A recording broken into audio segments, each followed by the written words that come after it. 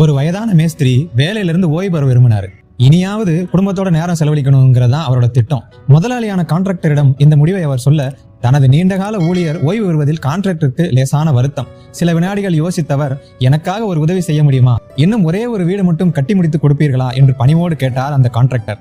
மேஸ்திரி அதற்கு சம்மதித்து பணியை தொடங்கிவிட்டால் அவரால் முழுமையான ஈடுபாட்டோடு அந்த பணியில் கவனம் செலுத்த முடியவில்லை. ஏதோ ஒரு பொருளை பயன்படுத்தி ஏதோ ஒரு வடிவமைப்பில் ஏனோ தானோ வென்று வீடு கட்டினார். வேலையிலிருந்தே ஓய்வு பெறப் போகிறோம், இனி இந்த வீட்டை ஒழுங்காக கட்டினால் மட்டும் என்ன கிடைத்துவிடப் போகிறது என்கிற அலட்சிய மனப்பாங்குடன் கட்டினார்.